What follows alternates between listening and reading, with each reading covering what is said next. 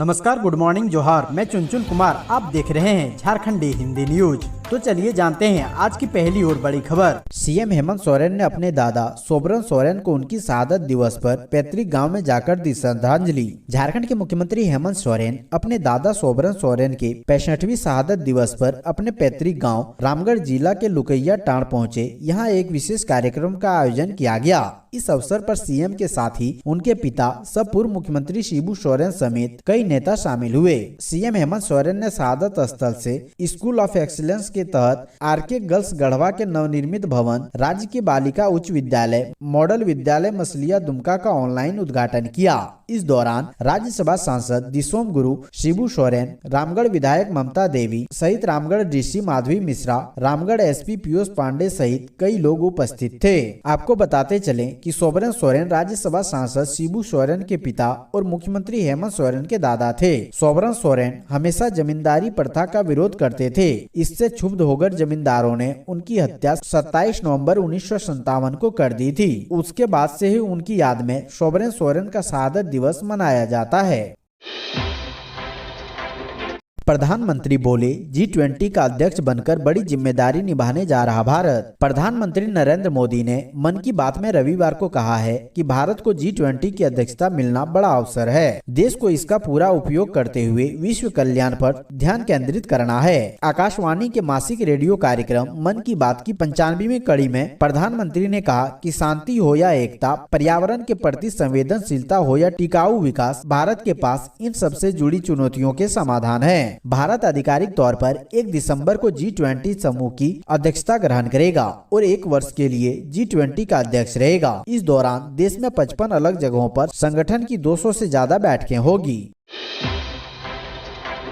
झारखंड प्राथमिक शिक्षक संघ के सदस्यों ने स्वास्थ्य मंत्री को सौंपा ज्ञापन, मंत्री ने जल्द समाधान का दिया भरोसा। जमशेदपुर में अखिल झारखंड प्राथमिक शिक्षक संघ की जिला कमेटी के नेतृत्व में सैकड़ों शिक्षकों ने स्वास्थ्य एवं आपदा प्रबंधन मंत्री बन्ना गुप्ता को 4 सूत्री मांग पत्र सौंपा है। स्वास्थ्य मंत्री ने शिक्षकों से कहा है कि सरकार उनकी मांग पर गंभीर है। संघ के प्रतिनिधियों के साथ जल्द ही एक उच्च स्तरीय बैठक की जाएगी। जमशेदपुर दौरे पर पहुंचे झारखंड के स्वास्थ्य मंत्री बन्ना गुप्ता के कदमा स्थित आवासीय कार्यालय में झारखंड प्राथमिक शिक्षक संघ की जिला कमेटी के सदस्यों ने मुलाकात कर 4 सूत्री मांग पत्र सौंपा है। इस दौरान सैकड़ों शिक्षकों ने स्वास्थ्य मंत्री से उनकी 4 सूत्री मांगों पर शीघ्र पहल कर समस्या समाधान की गुहार लगाई है।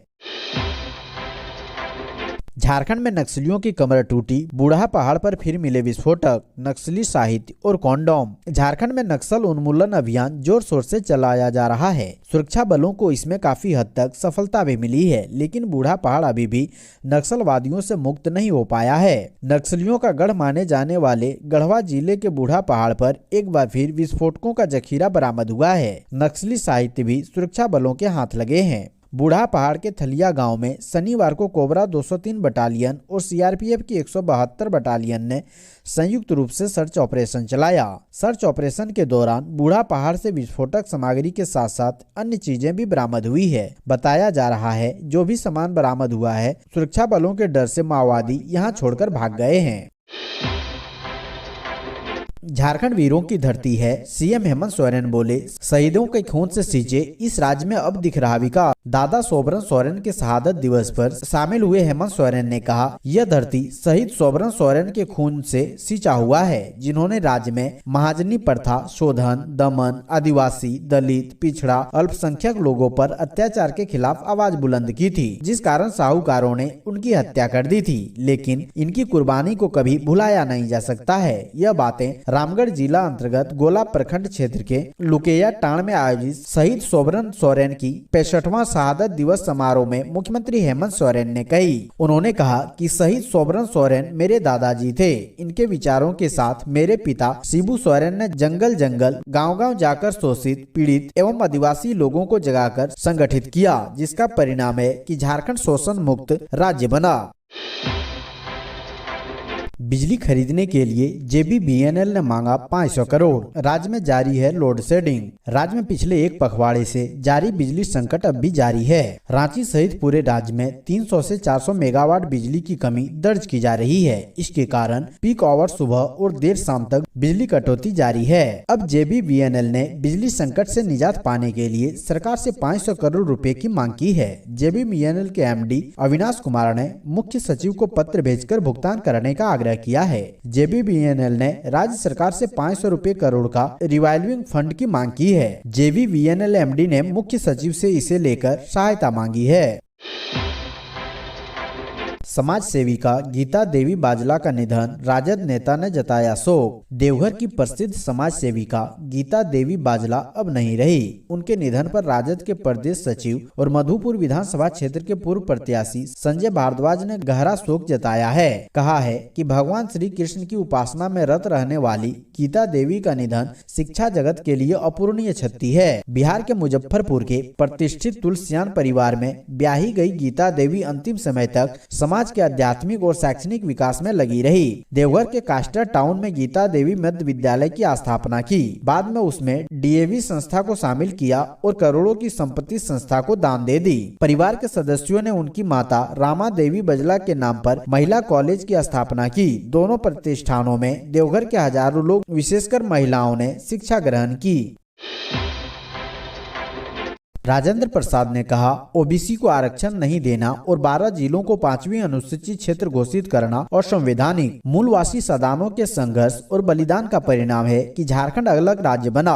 हर समाज को राजनीतिक भागीदारी सुनिश्चित करवाना सभी राजनीतिक दलों का दायित्व बनता है। अनुच्छेद 243T के तहत समाज और समुदाय को अधिकार मिले और चुनाव रोटेशन होते रहे, इसका अधिकार देता है। इसी संवैधानिक प्रावधानों के तहत महापौर रांची के पद को अनुसूचित जाति के लिए आरक्षित किया गया है। आगे OBC और सामान्य वर्ग को भी प्रतिनिधित्व मिलेगा। यह बातें मूलवासी सदन मोर्चा के केंद्रीय अध्यक्ष राजेंद्र प्रसाद ने रांची के एक होटल में संवाददाता सम्मेलन को संबोधित करते हुए कही। उन्होंने कहा कि झारखंड में पिछड़ी जातियों के साथ साथ मूलवासी सदानों के स्वर्ण समुदाय का भी सामाजिक, आर्थिक, शैक्षणिक स्थिति का सर्वेक्षण व जनगणना करवाया जाए, जिससे OBC के साथ सदान समुदाय के स्वर्णों को भी आरक्षण का लाभ मिल सके और कानूनी अड़चन की बाधा को भी दूर किया जा सके।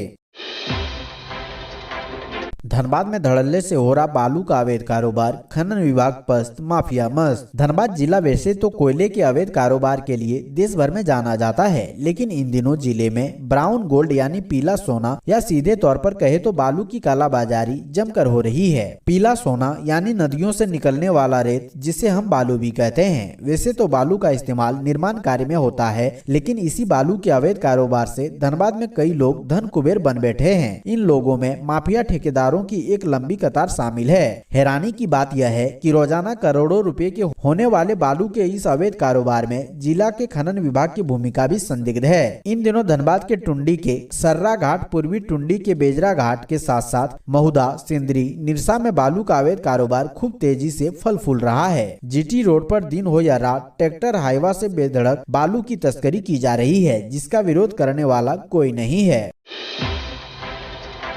रांची में डिलिस्टिंग आदिवासी महारैली, धर्म बदलने वाले लोगों को ST सूची से बाहर करने की मांग। राष्ट्रीय जनजाति सुरक्षा मंच की ओर से रविवार को रांची विश्वविद्यालय के मैदान में डिलिस्टिंग आदिवासी महारैली का आयोजन किया गया। इसमें धर्म परिवर्तन कर ईसाई या इस्लाम अपनाने वाले आदिवासियों को अनुसूचित जनजाति से बाहर करने पर जोर दिया गया। पूर्व मंत्री स्वर्गीय कार्तिक उरांव के प्रस्ताव का जिक्र कर इस दिशा में जल्द से जल्द कदम उठाए जाने की मांग की गई। लोकसभा के पूर्व उपाध्यक्ष करिया मुंडा ने बताया कि इंदिरा गांधी के समय पूर्व मंत्री कार्तिक उरांव ने प्रस्ताव तैयार करवाया था कि धर्म बदलकर ईसाई या इस्लाम धर्म अपनाने वाले आदिवासियों को अनुसूचित जनजाति की सूची से बाहर किया जाए। इस प्रस्ताव को 310 से ज्यादा सांसदों की सहमति मिल गई थी, लेकिन तत्कालीन प्रधानमंत्री इंदिरा गांधी को लगा कि लोकसभा से यह पास हो जाएगा, तो उन्होंने संसद में इस प्रस्ताव को आने से किसी तरह रोक दिया। इसके बाद इस दिशा में काम नहीं हो सका।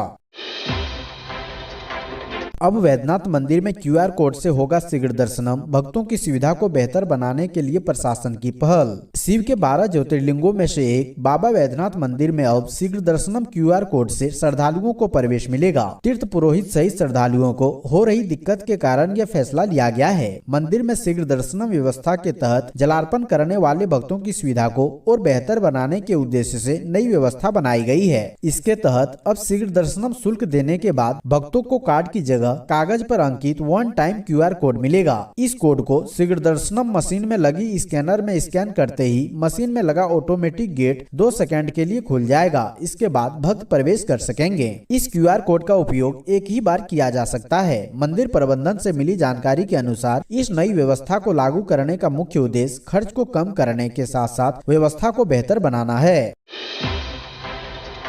झारखंड के इस पत्थर खदान में हाईवा गिरने से ड्राइवर की मौत, सुरक्षा नियमों की अनदेखी पर उठे सवाल। कोडरमा जिला अंतर्गत नवलसाही थाना क्षेत्र के चमरो मंडी स्थित जमडीहा मौजा में संचालित पत्थर खदान में एक हाईवा के अनियंत्रित होकर गिर जाने से हाईवा चालक की मौत घटनास्थल पर ही हो गई। मृतक की पहचान थाना क्षेत्र के कुड़ी धनवार निवासी ओम कुमार यादव पिता राजेंद्र यादव के रूप में हुई है। जानकारी के अनुसार युवक उक्त खदान में हाईवा में बोल्डर लोड कर खदान से बाहर निकल रहा था। वह कुछ दूर ही निकला था कि हाईवा अनियंत्रित होकर गहरे खदान में जा गिरा, जिससे उसकी मौत घटनास्थल पर ही हो गई। घटना की जानकारी मिलने पर ग्रामीणों की काफी भीड़ इकट्ठा हो गई। वहीं घटना की सूचना पर इंस्पेक्टर श्री राम पासवान, थाना प्रभारी Pancham Tigga, ASI Ranjit Kumar, ASI Krishna Ram police बल के साथ घटनास्थल पर पहुंचे तथा पूरे घटनाक्रम की जानकारी लेते हुए ग्रामीणों के सहयोग से शव को खदान से बाहर निकलवाया।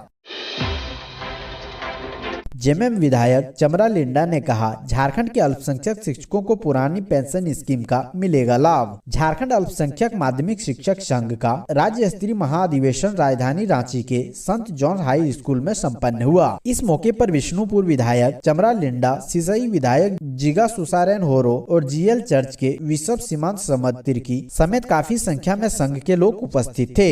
बतौर मुख्य अतिथि विष्णुपुर विधायक चमरा लिंडा ने कहा है, अल्पसंख्यक शिक्षकों के साथ वो भावनात्मक रूप से जुड़े हुए हैं, उनकी सभी समस्या और परेशानी से अवगत हैं। कहा कि अल्पसंख्यक शिक्षकों को पुरानी पेंशन स्कीम का लाभ जरूर मिलेगा। उन्होंने कमिश्नरी तथा अल्पसंख्यक स्कूलों द्वारा दी जा रही स्तरीय शिक्षा का उल्लेख करते हुए कहा है कि सुदूर क्षेत्रों में शिक्षा का अलग जगाए हुए हैं और समाज, राज्य और देश के विकास में अच्छी भूमिका निभा रहे हैं। ईडी ने जिस अशोक यादव को बनाया था गवाह, पुलिस ने उसके ऊपर लगाया CCA। 1000 करोड़ के अवैध खनन मामले में ईडी ने जिस अशोक यादव को गवाह बनाया था, साहिबगंज पुलिस ने उसके ऊपर CCA लगा दिया था। साहिबगंज पुलिस ने अशोक यादव को गिरफ्तार कर जेल भेजने के साथ साथ सरकार से उस पर CCA की अनुशंसा करके CCA लगवा दिया। अशोक यादव साहिबगंज के मुसफिल थाना क्षेत्र के सकरी गली पोस्ट स्थित समदा नाला का निवासी है। साहिबगंज के उपायुक्त व SP की अनुशंसा पर गृह कारा एवं आपदा प्रबंधन विभाग ने अशोक यादव को 15 दिसंबर तक के लिए CCA के तहत निरुद्ध कर दिया है। यह भी जानकारी मिली है कि अब झारखंड हाईकोर्ट स्थित CCA बोर्ड से भी अशोक यादव पर CCA की अवधि बढ़ाने के लिए पुलिस प्रयासरत है।